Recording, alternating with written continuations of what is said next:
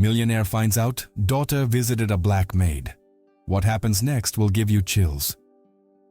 Nathan Whitman is a widowed millionaire from Atlanta who, despite being surrounded by luxury, cannot fill the emptiness left by his wife's absence in his life and in the heart of his daughter, Sophie. In the coldness of the mansion, Amara Okoye appears, an immigrant cleaner who, with dignity and care, begins to offer the girl what she was missing: warmth and true love. But when such different worlds collide, secrets, prejudice, and social pressures come to the surface, putting everyone in front of difficult choices. What starts as an unlikely encounter turns into a story of pain, revelations, and courage, where each decision can change destinies forever. Before we start this story, tell me in the comments where you're watching from. I love knowing how far our stories reach, and if you enjoy love stories full of emotion, make sure to subscribe to the channel. That way, you help this space grow and make sure you don't miss any of the upcoming chapters I've prepared especially for you. The Atlanta sun shines through the glass windows of the Buckhead mansion, as if it didn't have permission to enter. The hallways are long, silent, full of expensive artwork that seem to observe without participating. The air smells like a perfumed house, but the atmosphere is cold, too organized, as if everything were in its place and still nothing was where it truly mattered. Nathan Whitman walks down the stairs with precise steps, a dark gray tie in place and his suit impeccable. At 41 years old, light-skinned, 6'2", with an athletic build, he has neatly trimmed dark brown hair and blue eyes, trained to see what's necessary to sign contracts, not to read hearts. His phone is pressed to his ear, a leather briefcase in his hand, and his mind is miles away, in a glass building where presentations matter more than hugs. Confirm the meeting with the board at 9:30, he says firmly, and ask legal to review the agreement clause. I don't want any surprises. At the end of the hallway, a perfectly prepared breakfast table, fruits cut geometrically, untouched pancakes, juice with intact ice cubes. At the end of the table, Sophie, 9 years old, light-skinned with freckles, green eyes that hold curiosity and fresh wounds. Her curly blonde hair falls over her shoulders, and the light blue sweatshirt gives her an improvised comfort. She stirs her spoon inside the warm milk without drinking. She waits. "Dad," she tries, raising a sheet of paper with a drawing of a stage and a microphone. "Today is my music performance." Nathan glances quickly, a half smile that is almost nothing. "I'll be back in time," he answers, checking his watch. "I promise." He leans in, kisses his daughter's forehead mechanically, and walks off. The front door closes with a polite click. The sound of the expensive engine fades behind the automatic gate, and the room becomes too big for a child and a fragile promise. Amara Okoye quietly appears from the side, holding a cleaning bucket and a neatly folded cloth. She is 33. Her ebony skin contrasts with the morning light, deep and calm brown eyes, and short braids tied with a simple elastic. Her uniform is modest, but on her it carries dignity. Her posture is upright, her movements careful, as if each gesture had a purpose beyond the job. Her fingers, used to scrubbing corners no one notices, know how to recognize the small signs of a house that speaks very little. She looks at the table like reading a diagnosis. Untouched pancakes, milk stirred like bad medicine, crescent-shaped crumbs near Sophie's chair. There is hunger, but not for food. "Do you want me to warm up your milk a little more, Sophie?" Amara asks softly, without intruding. The girl shrugs. "I can't taste anything." Amara takes 2 steps forward. "I can add a little honey. My mother used to say, Honey heals dull days. Sophie watches her. There's something in that presence that doesn't demand, only offers. Okay. Amara goes to the kitchen, returns with the milk, lightly steamed, and a drop of honey that perfumes the cup. She places it in front of the girl and doesn't insist. Instead, she gently removes the fruits that have lost their shine and arranges the cutlery, turning the gesture into a kind of silent music. He's coming to my performance, Sophie says, more to herself than to Amara. He promised. Amara looks at the cup, then at the drawing in the girl's hands. You draw the stage really well. Where will you stand? Sophie points to a little star on the paper. Here, in the middle. The teacher said I have a brave girl's voice.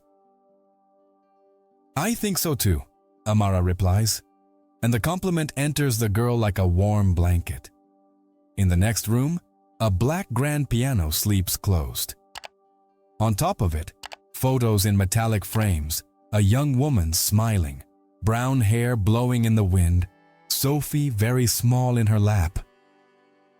Amara wipes the piano with care, tracing around the photos as if touching something sacred. The surface reflects a piece of sky. Sophie walks up to the piano. She used to play here, she whispers, pointing to the photo. Mom, Amara nods, a faint smile that holds her own memories. The house likes it when music returns, she says, resting her hand on the instrument's lid. Houses get too quiet when they forget the sounds. Do you know how to play? Sophie looks up, a shy request for light. I know how to sing softly. Childhood things, Amara replies, a little embarrassed, but only when no one's listening. I can listen, says Sophie, blushing. I won't tell anyone. I promise. Amara takes a deep breath and looks at the tall windows, where morning has already turned to afternoon. She sits beside the closed piano and sings gently, almost like a secret. The melody is simple, comforting. The language brushes sounds that came from far away and learned how to live here. It's not a stage song, it's a kitchen song. Warm, sincere, made to fit in a small chest. Sophie tilts her head, and for the first time that day, the milk has flavor. She drinks slowly, as if each sip carried a verse. When Amara finishes, the house feels smaller, not because it shrank, but because it became closer. Thank you, says Sophie. I feel less alone. Amara tucks the cloth back into the bucket and stands up. I'm around. If you need anything, just call me. In the afternoon, a private tutor arrives and fills the table with open books and printed exercises. Sophie tries to keep up, but her gaze drifts toward the piano, the door, the electronic gate she hopes to see open. Amara quietly picks up fallen notebooks, returns sharpened pencils, brings water with orange slices. She doesn't say more than necessary, but her gestures take the shape of the care the house doesn't know how to give. Do you think Daddy will like my music? Sophie asks suddenly, near the end of the lesson. I think your music will like him, Amara says kindly, and when that happens, the rest finds its way. By late afternoon, the mansion changes color. The walls reflect golden tones. The piano catches a beam of light that cuts through the dust in the air. The gate finally moves, and Nathan's car drives in. He crosses the hall in controlled steps, briefcase in hand, already on a new call. Sophie runs up to him with the drawing, her heart ahead of her. Dad, you made it. The show's at 7. Of course, of course. Nathan replies, holding the phone between his shoulder and ear. I just need to sort something out quickly. He walks into the office. The door closes softly, but definitively. Sophie stands there with the drawing in her hands, the star in the center looking like a hole. Amara watches from a distance, feels the drop in the girl's chest, and decides to transform the moment, even just a little. She walks to the piano, opens the lid gently, and plays a single note, softly. The sound spreads through the room and calls Sophie like a whisper. The girl approaches, curious. "Can I?" she asks, lightly touching a white key. "You can," Amara replies. The house is listening. They stay there for a few minutes, just the two of them, discovering that sometimes a single note is enough to change the air.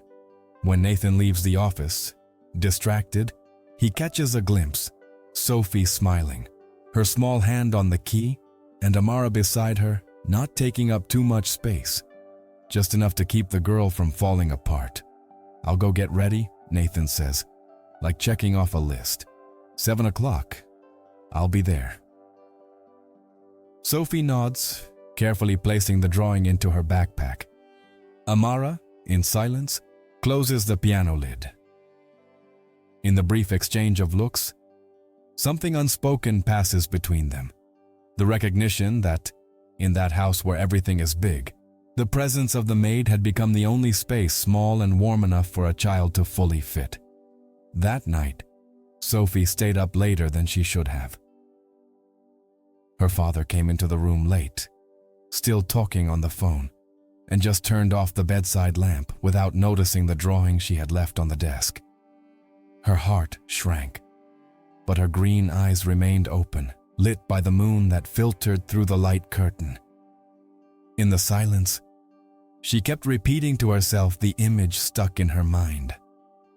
Amara's serene smile by the piano, turning the mansion's heavy air into something breathable. The next morning, Nathan left early, as always, the sound of the engine fading before Sophie even finished breakfast. Amara moved around the house, but the girl noticed a rare opportunity. The housekeeper was busy in the garden, and no one seemed to notice her steps. Sophie, with her backpack on, slipped out through the side of the mansion and crossed the street with determination, as if obeying an inner voice.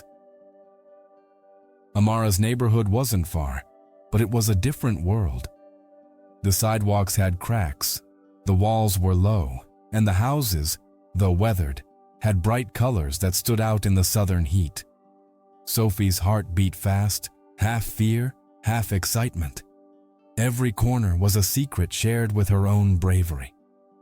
When she arrived at Amara's house, she hesitated.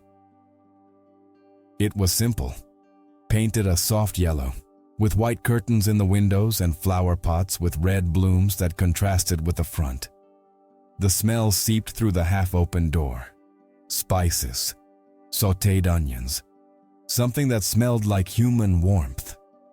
Sophie took a deep breath and knocked with her knuckles. The door opened slowly. Amara, wearing an apron over her uniform, looked surprised. "Sophie, what are you doing here alone?" The girl hugged her backpack to her chest. "I wanted to see you, and I wanted to see your house." Amara looked around, worried a neighbor might notice, but the child's dark brown eyes held a sincerity impossible to ignore. She made room. "Come in, but just for a moment, until I take you back." Inside, it was small but full of life. Framed photos showed a smiling African family, colorful clothes, simple celebrations. A radio played a song in Igbo, a danceable melody that seemed to talk with the smell of rice and beans boiling on the stove. Sophie looked around like someone stepping into another planet. "It's different from your house, isn't it?" said Amara, watching the girl take in the space with wide eyes. "It's happier," Sophie answered softly. "In my house, everything is pretty, kino, but no one laughs." Amara swallowed hard. "We don't have much here, but we have heart. That makes a difference." Sophie approached a photo where a teenage Amara stood with an elderly woman, wide smile and open arms. "Is she your mom?" "Yes," Amara replied, her voice tinged with longing. "She was the one who taught me to sing and cook. She left too soon, but she left me the memory of what a home is." Sophie gently touched the frame. "You're lucky. I only remember my mom when I see pictures." Silence fell heavy. Then Amara went to the kitchen, grabbed a bowl of seasoned rice, and offered it to the girl.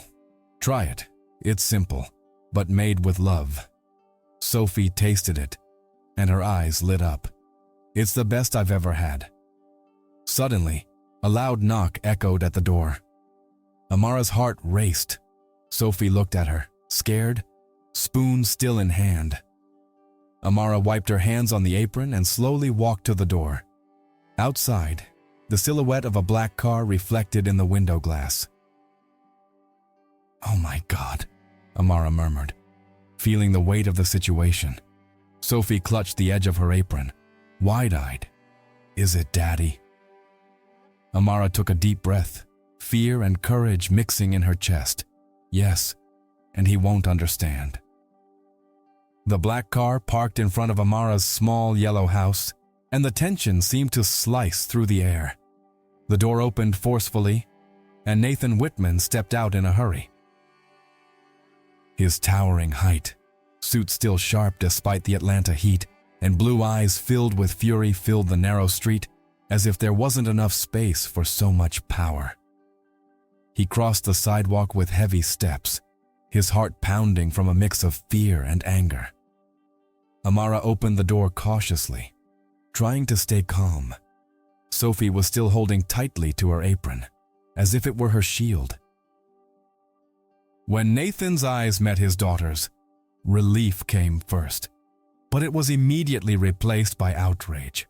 "Sophie!" he shouted, his deep voice echoing inside the small room. "What are you doing here? Have you lost your mind going out alone like this?" The girl trembled but didn't let go of Amara.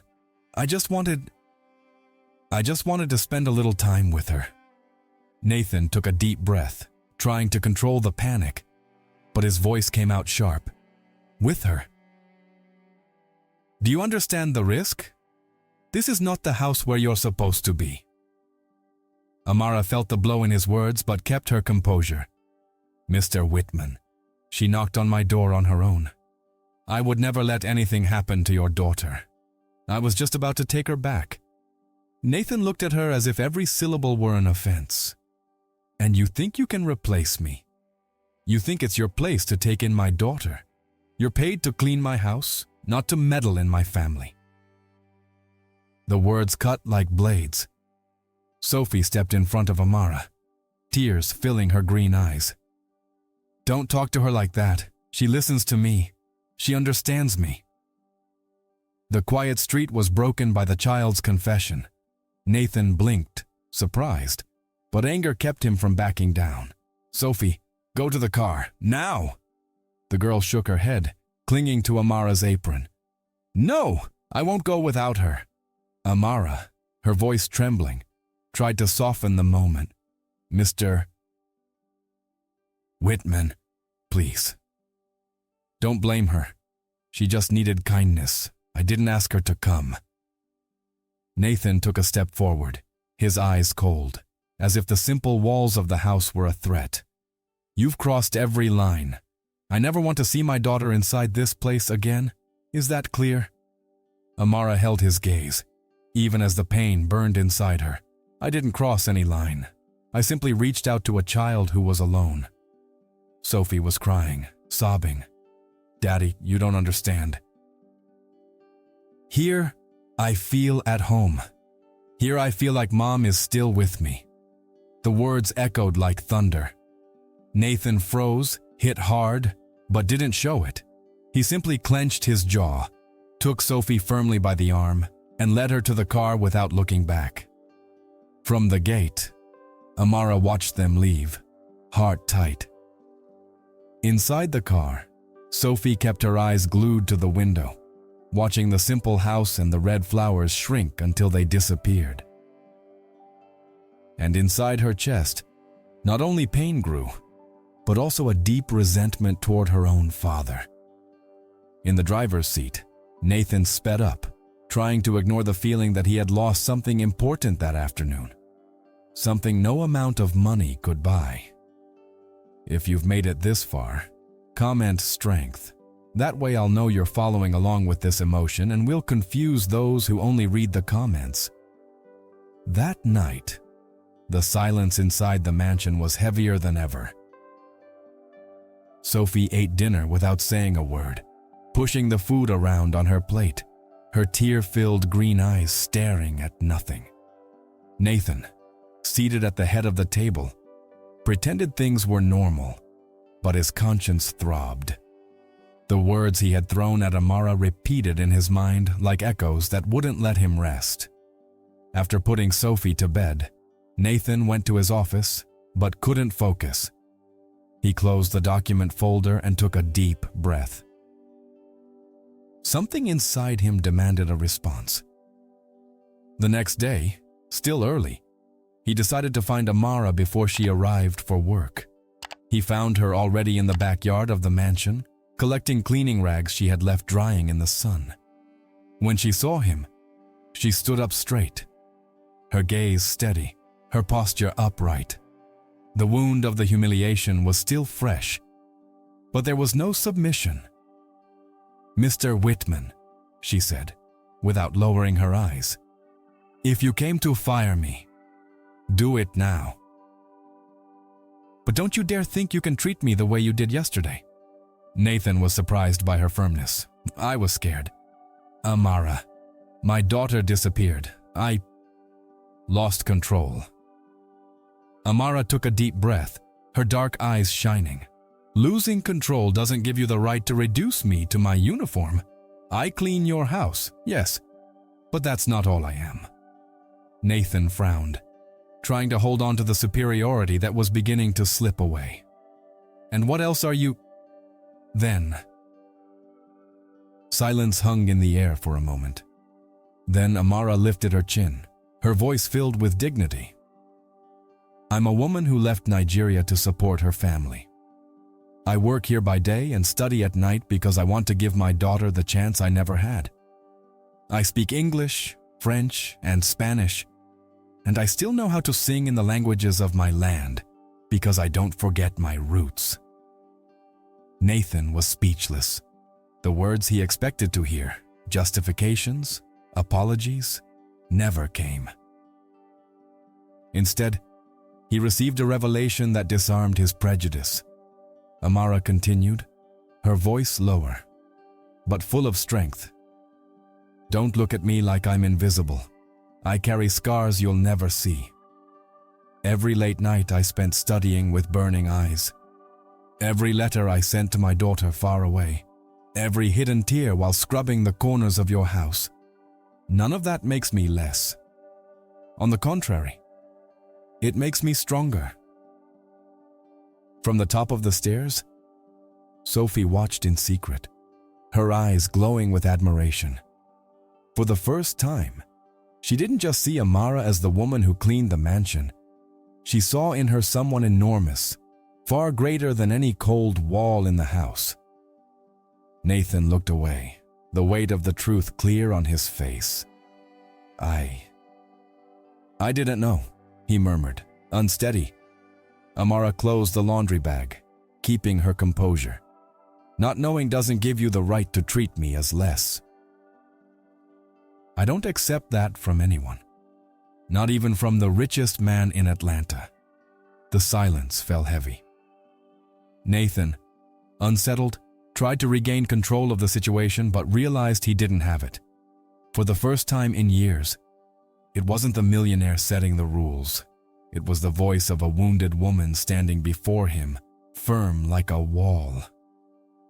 Sophie ran down the stairs and hugged Amara around the waist. "I knew it, Daddy. I knew she wasn't just anyone. She's the person who makes me feel alive." Nathan's heart clenched. He saw in his daughter's eyes the truth he had always tried to avoid. All the luxury in the mansion meant nothing if her heart was seeking love somewhere else. And in that moment, Nathan felt his own life was about to change. Because the woman he had tried to humiliate had just shown him she possessed something money couldn't buy: dignity. The next morning, Nathan believed the matter would stay within the mansion walls. However, in neighborhoods where eyes are quicker than words, secrets don't stay hidden for long. A neighbor from Amara's street had secretly filmed the scene of the millionaire arriving in fury, pulling his daughter out of the simple house. The video spread on social media like wildfire. Soon the phones began ringing. Business partners, concerned about the company's image, wanted explanations. In Atlanta's private clubs, whispers spread. The great Nathan Whitman lost control of his own daughter. And worse, she was seen inside the maid's house. That afternoon, during a meeting with investors, Nathan felt the piercing stares of suited men and impeccably dressed women. One of them, adjusting his tie, got straight to the point. "Nathan, you need to be more careful.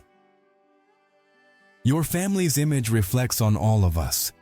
That closeness doesn't look good." The word closeness came out laced with poison, but spoken with the fake smile of someone pretending to be cordial.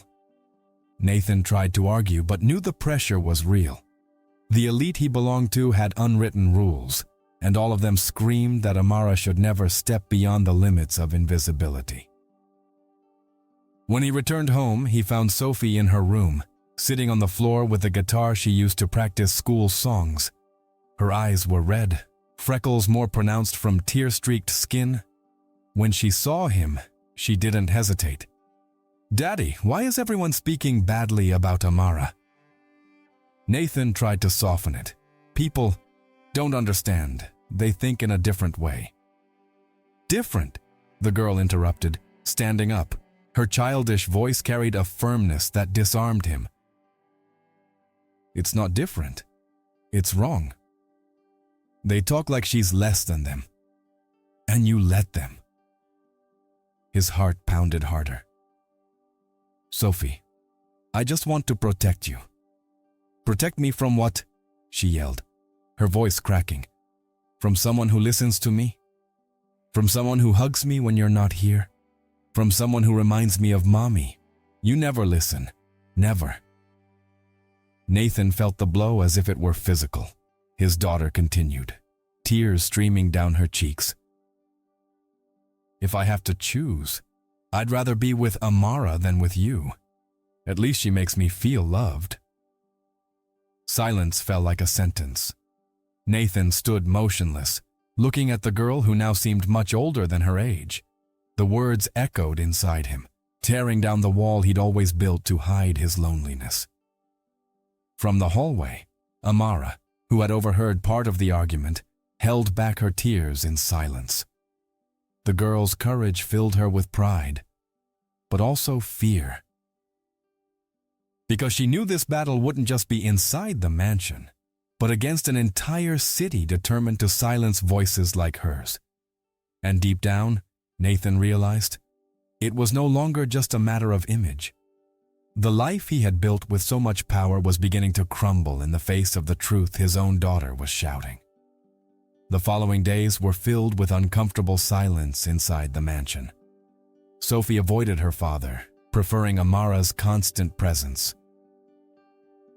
Nathan, on the other hand, watched from a distance, haunted by his daughter's words.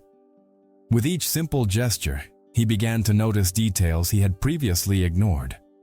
One Saturday morning, Nathan left the office early and found Sophie and Amara in the garden.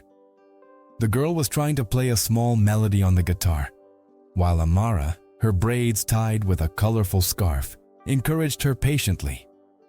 "That's beautiful, Sophie. Don't be afraid to make mistakes." "Music isn't perfection, it's heart," Amara said, smiling. Nathan stood at the glass door, unnoticed, and saw something that touched him deeply. His daughter was truly smiling. A full, genuine smile, rare since her mother's passing. That night, after Sophie had fallen asleep, Nathan went to the kitchen. Amara was washing the dishes, and the steam from the hot water created a light mist around her. He cleared his throat before speaking. "I owe you an apology for what I said. I lost control, and I said things that don't reflect how I truly see you."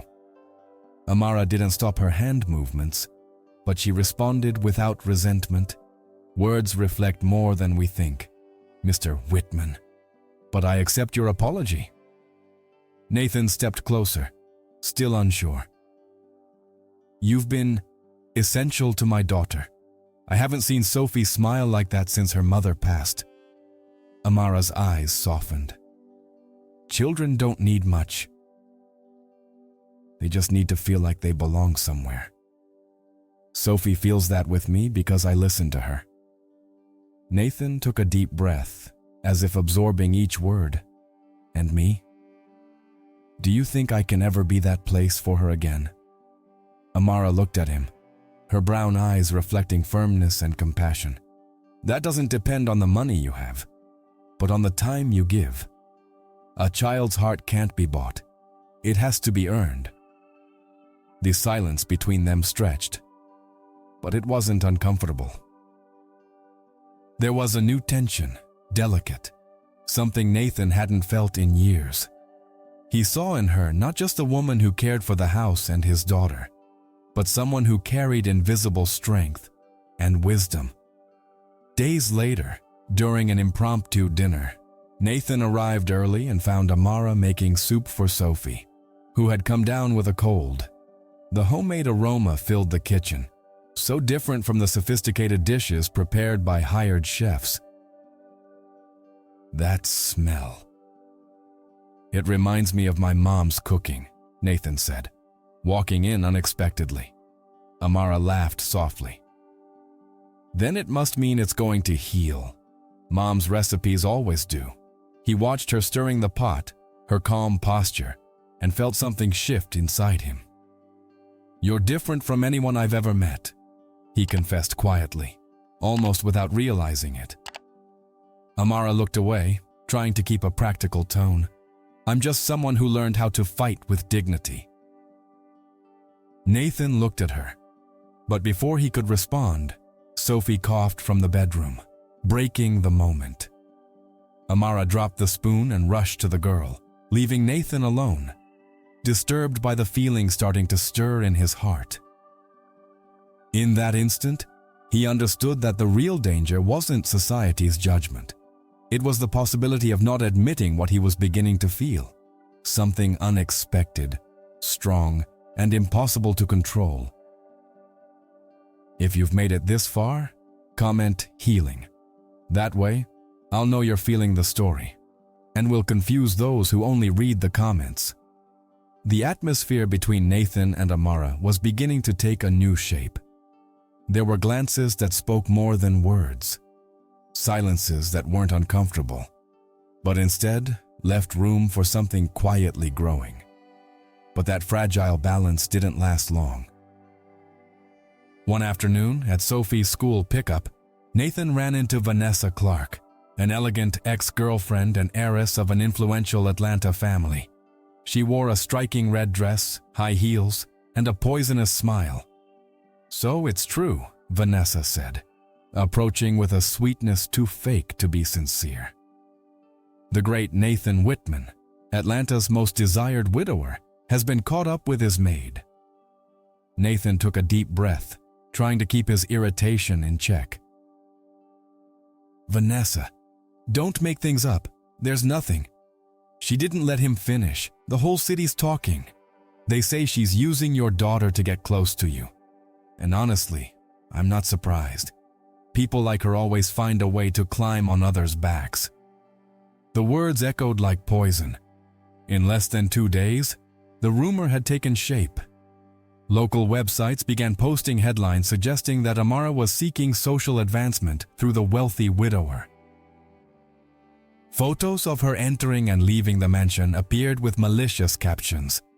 In the corridors of elite clubs, whispers and disguised laughter were unavoidable. At the mansion, Sophie felt the weight of the scandal.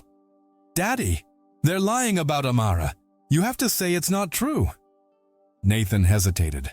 Investor pressure was rising, and the company board was demanding a stance. He feared that publicly defending Amara might risk not only his reputation, but also the business empire that sustained everything. On a rainy night, Amara found him in the living room, holding his phone with one of the news articles displayed on the screen. Her brown eyes were damp but steady. "Is that what they're saying about me?" she asked, her voice choked. "That I'm using your daughter, taking advantage of you. After everything I've endured in this country, they still try to crush me with lies." Nathan tried to justify himself. "Amara, I need time to think. If I react the wrong way, I could destroy everything I've built." She took a step forward. Her breathing quickened. "Are you saying your image is worth more than my dignity? I've faced loneliness, the distance from my family, long nights of work and study, and now I have to silently endure being called an opportunist. And you, Nathan? Don't you have the courage to speak the truth?" He lowered his gaze, unable to respond. That silence was more cruel than any word. Amara felt her heart shatter, as if every beat was an accusation. Sophie, who had been watching from the staircase, ran down and wrapped her arms around the woman's waist. "Amara, don't believe them. I know who you are. You're the only one who's always there for me." Tears rolled down Amara's face, but her posture remained upright. "Thank you, my dear. You are my strength, but your father needs to decide for himself who he is." She turned to Nathan, pain etched in every feature. "I'm not your scandal, Nathan. I'm the truth you're afraid to face." Rain pounded against the windows as Amara walked up the stairs, taking Sophie with her. Nathan was left alone in the middle of the living room, surrounded by luxury but suffocated by emptiness. He knew he had just lost something no title or contract could bring back. The next morning, the mansion felt colder than ever. Amara walked the hallways with slow steps, carrying a simple blue fabric suitcase that held only a few clothes and quiet memories. Her flawless uniform no longer carried the same meaning. Now it was a symbol of pain she refused to bear.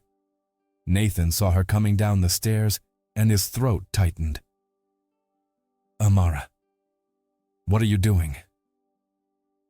She didn't look at him. "I don't need your job anymore, Mr. Whitman. I've endured a lot, but I won't tolerate being the subject of public humiliation. It's time to go." Before Nathan could respond, small footsteps echoed through the hallway. Sophie appeared running, her blonde hair messy, her green eyes filled with tears. When she saw the suitcase, she cried out in desperation, "No, Amara, you can't leave me!" Amara dropped the bag and knelt down, holding the girl in her arms. Sophie sobbed heavily, clinging to her waist as if holding on to life itself. "I don't want you to go," she repeated through her tears. "You're the only one who hugs me like Mommy did. You're the only one who makes me feel like I'm not alone." Amara closed her eyes, feeling the weight of the words pierce her chest. Nathan, just a few steps away, felt the final blow to his own conscience. The defenses he had built over the years, the coldness, the pride, the image of the untouchable man, crumbled in the face of his daughter's tears. You said like Mommy?" Nathan asked, his voice trembling. Sophie looked up, her face red from crying. "Yes, Daddy. Mommy's not here anymore. But Amara makes me feel like there's still love in this house. If she leaves, I'll feel dead inside too." The confession hung in the air like a verdict. The silence was so heavy even the ticking of the wall clock seemed cruel. Amara gently stroked the girl's hair, trying to hold back her own tears. "My sweet Sophie, I never wanted to replace your mother.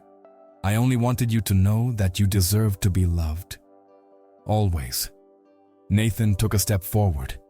the mask of the unshakable businessman completely gone. Amara, I was wrong, more wrong than I can explain. I was blinded by fear of what others would say. But now I see none of that matters compared to what my daughter feels. Amara's eyes shimmered, not with relief, but with long-held pain. Your words come too late? Nathan, I fought too hard to be seen, and you chose to leave me alone when I needed you most. He stepped closer, his voice shaking. Then let me fix it. Not for me, but for her. Don't leave, Amara, please. Sophie cried harder, gripping the woman's arms. Stay, for me. I don't know how to live without you. The child's cries filled the mansion, breaking down every invisible wall that luxury had built. Amara, on her knees, felt torn between her wounded pride and the true love she had found in the girl. Nathan, standing before them, was stripped of power, begging like any ordinary man. And in that moment, all their fates seemed to hang by a thread. The wounded heart of a woman who was finally being seen, and the desperate need of a child who couldn't bear to lose the one person who gave her love. In the days that followed, Nathan seemed like a different man. For the first time, he canceled important meetings, turned down invitations to social dinners, and stayed home to reflect. Every word from Sophie and every tear from Amara echoed in his mind like an inescapable sentence. The pressure from society still surrounded him, but something stronger finally pushed him forward. A love that had grown in silence but now roared within him. On a Sunday morning, while Atlanta was still waking up, Nathan made a decision. He dressed without his usual suit and tie. He wore just a simple blue shirt and jeans. He took the car himself, without a driver, and drove to the modest neighborhood where Amara lived. The contrast with Buckhead was striking. Narrow streets, kids playing on the sidewalk, small homes full of life. When he parked in front of the yellow house with white curtains, his heart raced like it hadn't in years. He knocked on the door and waited. Amara appeared with a surprised expression, dressed simply, her short braids tied back, but with the same dignity that always surrounded her. "Nathan," she said, almost in a whisper, "what are you doing here?" He took a deep breath, feeling his throat tighten. "I came because I can't hide anymore. I need to say what I should have said a long time ago." Amara crossed her arms, defensive. "If you came to talk again about reputation or business, don't waste your time." "I've already suffered enough." Nathan stepped forward, his voice firm and emotional. "No, I came to talk about you, and me. Amara, I was wrong. I was wrong out of fear, wrong out of pride, wrong because I cared about what a hypocritical society thinks. But today I want to face all of that. Because the truth is, I admire you. I admire your strength, your dignity, your intelligence, and above all, I admire the love you gave my daughter when I didn't know how to." Amara blinked, surprised. The words echoed inside her like a bomb, but the pain still throbbed. "Nathan, pretty words don't erase the wounds." He stepped closer, his eyes locked on her brown eyes. "I know, but I didn't come here just to ask for forgiveness. I came because I've fallen in love with you, Amara. Not as the housemaid, but as the woman who changed my daughter, my mansion, and even my own life." Silence settled between them.